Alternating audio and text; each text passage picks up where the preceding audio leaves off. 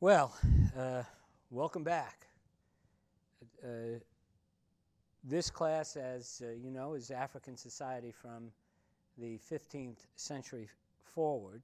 It's the main focus. The last two lectures we've gone into Africa's geography and the physical environment and the rise of ancient Egypt, just to talk about the emergence of civilization in Africa. Today we're really going to enter into the 15th century, but again, I'm going to begin with a sociological or an anthropological vision of Africa in the 15th century, or large parts of Africa.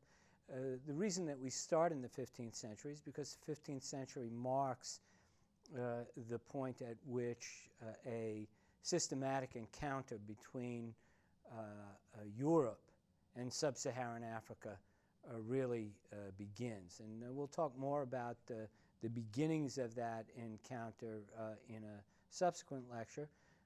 But today I want to focus on the character of the society in West Africa, the Africa south of the Sahara, and the western part of Africa south of the Sahara, because that's the first part of Africa which really comes into contact with the Europeans and really marks the beginning of the history that I want to talk about. When I say Western Africa, I am not talking about a single society.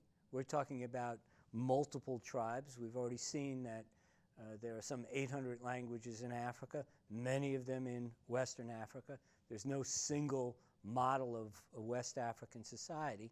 Nevertheless, I think that it is safe to say, according to Walter Rodney, whose book you should have begun by this time, I think it's safe to say that the West Africa that comes into contact with Europe in the 15th century, beginning in the middle of the 15th century, that West Africa is unified. We can characterize it as a communal society in transition to a class-based society, a communal-based society in transition to a class-based society.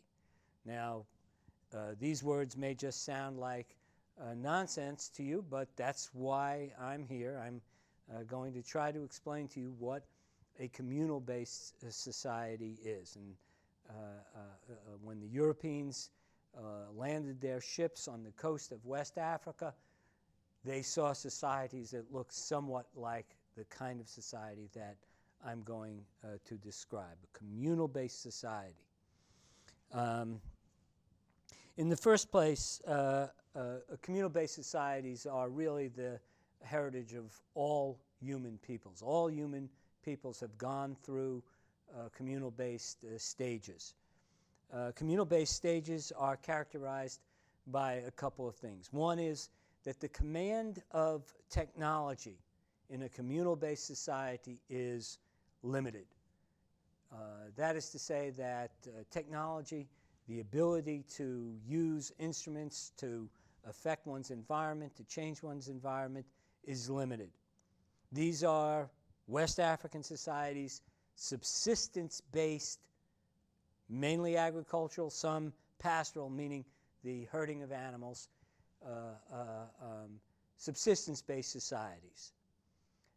When you say that a society is a subsistence-based society, one of the things that you're saying is that as hard as people work, they only can produce basically what they need to survive. They can't produce large quantities of goods above and beyond what their survival needs are. Given that, communal societies are characterized by a number of things. Without the capacity to produce large surplus above and beyond their needs, there is no such thing as private property in these societies. It means that if there's one person starving in a given tribe or a given group of people, it means everybody's hungry. There's no great division between the well-to-do. There are no well-to-do in a communal-based society. Everybody's pretty much at the same level. And given the general equality of all the members, what we're talking about in a communal-based society is really a profound democracy. A democracy meaning that if the tribe is going to do anything, everybody's got to agree upon it.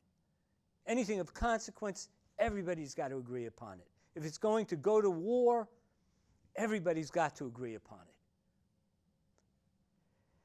In such societies, the chiefs, and here we have many, I think, myths or illusions that we operate under, that the chief is some autocrat who rules over, like a king, rules over a given tribe. That's not the way these communal societies work. Given that there is this profound democracy, a headman, a chief in such a tribe is headman not because he orders people around, but because he's a good servant of the people. There are individual plots of land that are given out to tribal members to farm, tribal families to farm. The chief doesn't say, oh, this is the best land, I'm going to take all the best land for myself and my friends and everybody. No. A tribal chief gets his power by virtue of the fact that everybody respects him, and they respect him because he is fair and he is just. We have many witnesses from the past who say that the contemporary European leaders had none of the kind of respect that the tribal chiefs in Western Africa themselves had. There are no standing armies in these tribes, in these communal-based societies. If a tribe has to go to war, everybody fights. And as I say again, if anyone is hungry, the chances are very good that everyone is hungry. The communal societies are kinship-based societies. That means to say that much of what goes on in the tribe is based on one's birth. So, and these societies are matrilineal, and we measure our birth not by who our father is, but by who our mother is. There are good reasons for this, because prior to the era that we're looking at, there was a greater sexual freedom in these societies. And again, I want to emphasize here, there's no human being on this planet who has not, when you go back farther enough, does not find his roots in some tribal society. There's greater sexual freedom in these societies, and consequently, for long generations, for thousands and tens of thousands of years, the only parent that one could be sure of is one's mother. And so descent was measured not by the father's line, which is what we do these days, but by the mother's line. When a young man marries a young woman, he goes to the woman's mother's clan. That's the word that anthropologists use, a clan or a gen, G-E-N or G-E-N-S. The grouping of people all sharing a common mother or grandmother or great-grandmother, and so on and so forth. One of the things that this kinship-based society characterizes this kinship-based society is that they can transcend geographic area.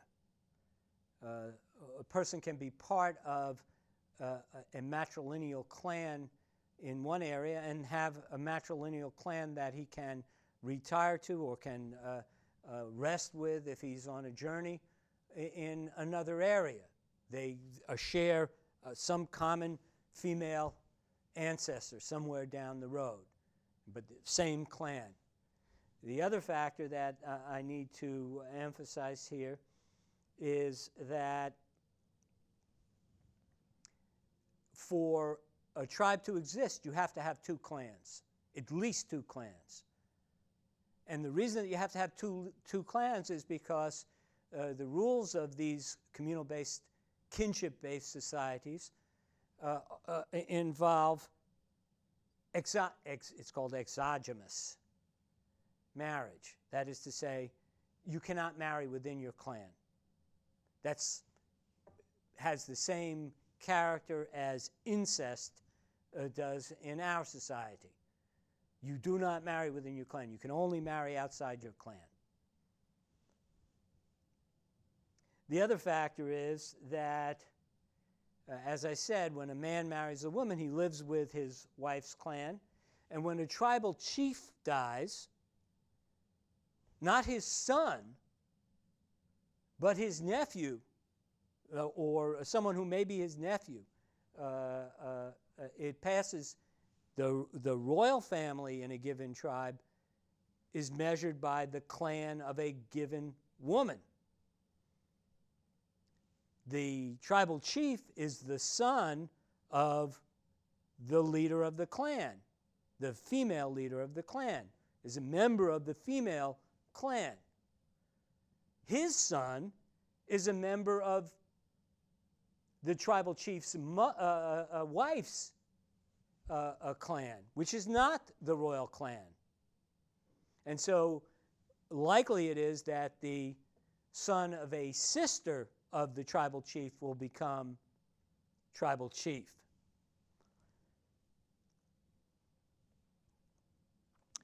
That sums up a good portion of what I wanted to say here, and we are going to continue talking about the other side of what I was saying when I said that the West African societies were